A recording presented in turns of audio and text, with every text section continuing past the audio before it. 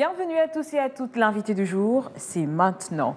Aujourd'hui, on va parler d'entrepreneuriat, de stratégie et de succès. Notre invitée est une figure montante de l'économie africaine, Madame Billionnaire de son vrai nom, Madame Starline Ada, entrepreneure franco-gabonaise et fondatrice du Gabonais Étape Conseil. Elle a un parcours riche du marketing à la finance au Royaume-Uni. Elle est avec nous pour nous parler de son initiative, le Pitch Like a Billionaire Challenge, et nous expliquer pourquoi il est important de se lancer dans l'entrepreneuriat dès son plus jeune âge. Soyez la bienvenue sur ce plateau, Madame Billionnaire. Merci beaucoup, merci de me recevoir, merci. C'est un plaisir de vous recevoir. Alors, de Madame Starline Ada à Madame Billionnaire, quelle est l'histoire derrière ce surnom percutant ? Alors, l'histoire derrière ce prénom percutant, ce surnom percutant, c'est vraiment la mentalité d'un billionnaire, c'est-à-dire une personne qui est courageuse, une personne qui est focus et une personne qui se bat pour la réalisation de ses rêves parce que chaque milliardaire ne s'est pas fait en un jour. Il y a eu des hauts, il y a eu des bas et sachant que c'était un mindset que je devais avoir également pour réussir, alors je me suis approprié ce nom pour me rappeler à chaque fois la raison pour laquelle j'ai commencé. Très bien. Alors certains y verront peut-être de l'arrogance ou même une fascination pour l'argent. Comment répondez-vous à ces critiques ? Alors généralement, je ne m'intéresse pas aux critiques parce que quoi qu'on fasse, on se fait toujours critiquer, bien ou mal. Le plus important, c'est vraiment soit de savoir la raison pour laquelle on fait les choses et puis après, on laisse les autres penser ce qu'ils veulent parce que finalement, ça ne change rien à votre vie. Effectivement. Et puis, je le disais, vous avez travaillé au Royaume-Uni dans la finance et le secteur bancaire. Est-ce que vous pensez que ces expériences ont forgé votre approche de l'entrepreneuriat et de la stratégie? Oui, effectivement, parce que j'ai eu à travailler avec des personnes qui ont réussi professionnellement et la manière qu'elles avaient justement de se comporter et de traiter leur business m'a donné aussi ce mindset-là de me dire que je devais travailler dur pour obtenir ce que je voulais dans la vie. Donc, être aux côtés des personnes qui ont réussi et qui ont cette discipline de réussite a vraiment forgé la personne que je suis aujourd'hui. Bien avant, j'étais déjà forgée, mais ça a rajouté encore plus cette envie d'aller plus loin. D'accord, vous avez une double nationalité, vous êtes franco-gabonaise. Oui. Comment percevez-vous l'écosystème entrepreneurial en Afrique et plus particulièrement au Gabon ? Alors, l'écosystème en Afrique est peu à peu en train de changer. Si je reste plus au niveau du Gabon, nous n'avions pas forcément l'habitude de nous lancer dans l'entrepreneuriat parce que ce n'était pas forcément dans notre manière de faire. Mais de plus en plus de personnes se lancent, de plus en plus de personnes croient en elles, de plus en plus de personnes font des choses extraordinaires. Simplement, il s'agirait peut-être d'aller un peu plus loin, c'est-à-dire regarder au-delà juste de l'activité. C'est-à-dire que nous voyons beaucoup des activités dans la beauté, des activités dans voilà, le cosmétique, etc. Donc peut-être essayer de regarder d'autres activités dont le Gabon a peut-être plus besoin maintenant pour voir un tout petit peu comment se lancer. Je prends un exemple, par exemple une société de ramassage de déchets, c'est pas mal aussi, et d'autres. En tout cas, c'est en train de bouger, mais peut-être se diversifier pour pouvoir avoir la possibilité d'apporter un plus à ce qui existe déjà. Et quels sont les principaux défis et atouts selon vous? Alors les principaux défis, comme je le dis, ce sont les financements parce que les jeunes ont du mal à trouver des financements. Ils se disent parfois que voilà, il faut connaître du monde pour pouvoir avoir un financement adéquat. Mais je pense que c'est vrai que c'est une réalité, mais quand son projet est ficelé, je pense que peu importe le temps, à un moment donné, il y a quand même une personne qui va vous donner une opportunité. Maintenant, en ce qui concerne les opportunités, le Gabon est un pays qui regorge d'opportunités avec cette nouvelle république que nous sommes en train de vivre. Chaque entrepreneur a sa place et je pense qu'il s'agit juste de voir exactement en quoi notre besoin correspond à ce en quoi notre offre peut correspondre aux besoins et normalement ça devrait aller. Alors, Madame Billionnaire, on se fait une image de l'entrepreneur souvent synonyme de succès, de réussite immédiate, mais on parle que très rarement des sacrifices, des revers, de la solitude du dirigeant.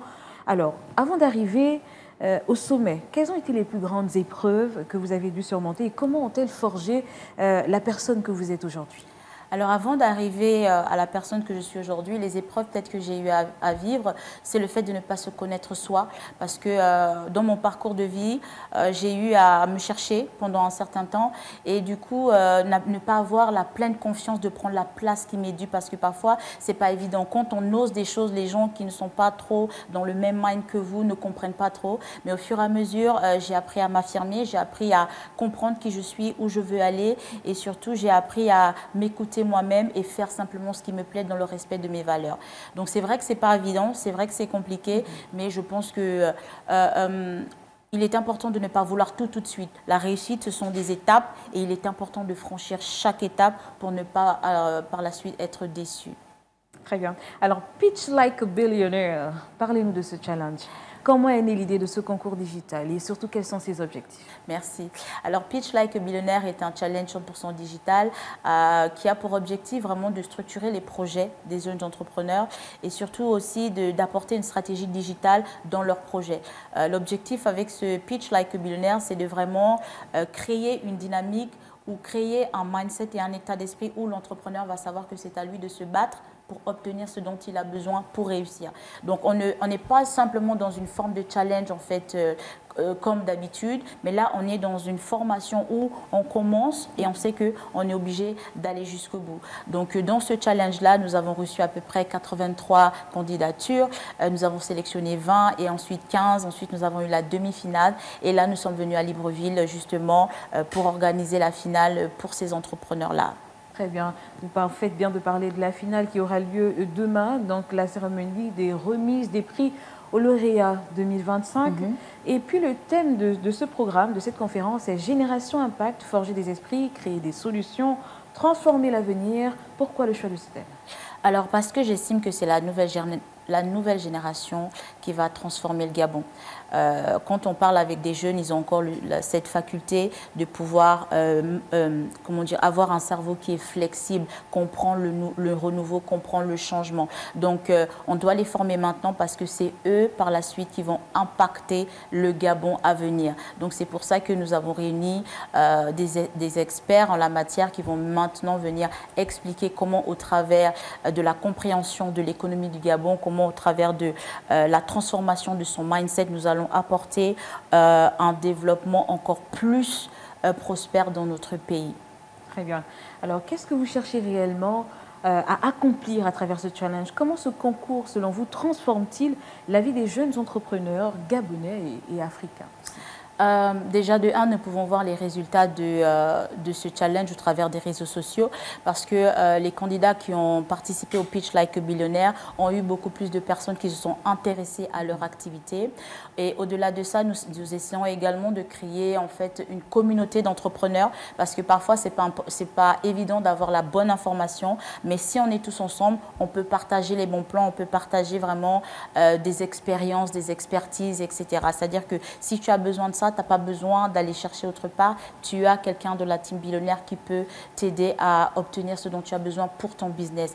Donc, aussi, au-delà de ça, les jeunes entrepreneurs ont cette faculté maintenant de pitcher leur business, de sortir de leur zone de confort, d'avoir confiance en eux et d'oser. C'est ça vraiment que nous essayons de faire, c'est-à-dire avoir des personnes solides, des personnes qui n'ont pas peur et des personnes qui croient en leur projet, qui foncent. Et c'est de ça qu'il s'agit. Très bien. Pour revenir un peu sur Pitch Like a Billionaire, si vous pouvez traduire en français, ce serait quoi? Pitch Like a Billionaire veut dire présenter comme un milliardaire. C'est-à-dire que premièrement, c'est une attitude que vous devez avoir. Vous ne devez pas, même si je dis souvent à mes billionnaires, ne pas dire petit projet. Il n'y a pas de petit projet. Il y a un projet et puis après, c'est un projet qui grandit. Donc, Pitch Like a Billionaire, quelque part, c'est d'abord une posture. Quand tu viens, tu as une attitude, tu sais que tu viens présenter quelque chose, tu connais de quoi il s'agit et tu sais où tu veux y aller.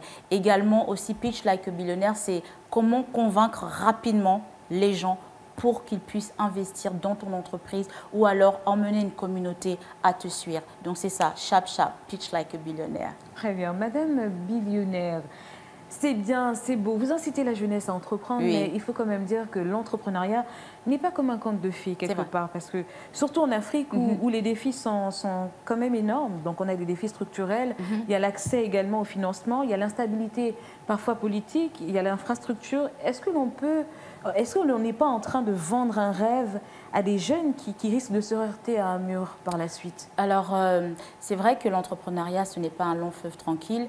C'est pour ça que dans mon approche, je suis très terre à terre.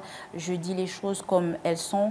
Je ne vends pas du rêve. Et justement, j'emmène le jeune à comprendre que l'entrepreneuriat, ce n'est pas regarder ce que font les autres, c'est de comprendre ce que toi, tu as comme don et talent, de travailler là-dessus là-dessus, de le masteriser et de le mettre en lumière pour que les gens puissent s'y intéresser. Parce que si tu veux faire comme le voisin, la lumière du voisin, ce n'est pas ta lumière. Donc j'incite toujours à se développer soi d'abord et ensuite proposer. Après, l'entrepreneuriat, ce n'est pas pour tout le monde. Il y a des gens qui ont ce mindset, qui ont cette volonté d'accomplir quelque chose vraiment dans leur génération et d'autres qui n'ont pas forcément cette volonté, qui sont bien aussi, d'accord? Mais ce n'est pas forcément un rêve parce que quand on réussit, c'est très bien. Mais il faut juste partir avec l'idée de se dire que ça ne sera pas facile, mais à the end of the day, au bout du tunnel, si on a bien fait les choses, on peut vivre de ses rêves et être heureux.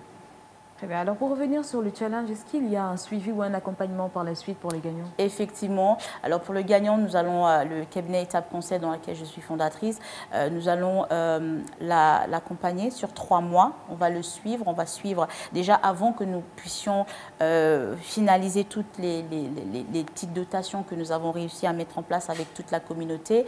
Nous allons discuter avec lui. Donc, le candidat va signer un contrat pour s'engager vraiment à aller jusqu'au bout de ce que nous avons mis en place tous ensemble.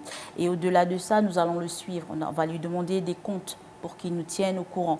Et les autres candidats également, nous allons aussi donner des comptes un peu moins pointus que le premier, mais au moins on va les suivre. Et tous les autres candidats qui ont participé, nous allons voir ensemble qu'est-ce qu'il a lieu de faire pour que nous puissions créer comme ça une communauté d'entrepreneurs et voir qu'est-ce que Madame Billionnaire peut faire en plus pour continuer à les aider. Très bien. Alors, selon vous, pourquoi il est important d'entreprendre en étant jeune? Il est important d'entreprendre en étant jeune parce qu'on ne va pas gagner tout de suite. Donc, vaut mieux perdre quand on est jeune que quand on a un âge un peu plus avancé parce qu'il y a la vie qui est là, il y a les responsabilités qui sont là. Du coup, on n'a plus cette légèreté, on va dire, de se dire que bon, allez, je peux oser, de toute façon, il n'y a rien qui me retient. Donc, c'est important de se, entre guillemets, casser la tête quand on est jeune. Et puis après, au travers de ces erreurs-là, construire par la suite ce que nous devons accomplir. Donc, c'est important de commencer jeune pour être sûr qu'au moins à un certain âge, on peut arriver à l'apogée de son business. Très bien. Madame Billionnaire, nous sommes arrivés quasiment à la fin de notre émission. Un dernier mot pour la fin, peut-être pour encourager les jeunes qui hésitent encore à se lancer dans l'entrepreneuriat? Alors, effectivement, ce que je voudrais dire, c'est que comme l'a dit le chef de l'État, nous ne pouvons pas tous travailler dans la fonction publique. Alors, il est important de trouver quelle est l'activité qui va nous permettre d'avoir les moyens de nous en sortir et de prendre soin de nos familles. Alors, si vous pensez que vous avez quelque chose, si vous pensez que voilà, vous avez un don, un talent, commencez déjà à croire en vous. Écrivez, parce que c'est très important d'écrire ce que vous voulez faire, parce qu'en écrivant, la vision va mûrir et surtout ne vous précipitez pas, d'accord? On ne fait pas d'entrepreneuriat, entre guillemets, quand on a faim. Pourquoi? Parce que vous n'allez pas avoir cette créativité-là de pouvoir produire quelque chose qui va durer parce que vous allez penser directement à avoir les finances. Donc vraiment, ayez le projet, écrivez le projet, essayez de vous trouver un peu des finances et quand vous sentez que vous êtes prêt, commencez. Il y a les réseaux sociaux qui sont là. Formez-vous parce que l'information est très importante. La connaissance, c'est le pouvoir. Alors, faites tout pour avoir accès à l'information. Alors, je le disais, nous sommes arrivés au terme de notre émission. Un grand merci, à vous, Madame Billionnaire, pour avoir partagé avec nous cette vision inspirante de l'entrepreneuriat. Pour conclure, je vous laisse avec ces mots de Stephen Covey qui résonnent, je le pense, avec votre philosophie. La plus grande richesse est la capacité de rêver, la plus grande opportunité est surtout de faire de ce rêve une réalité. Chers téléspectateurs, on se dit à très vite pour un nouveau numéro de l'invité du jour. En attendant, bonne suite de programme sur Gabon 24.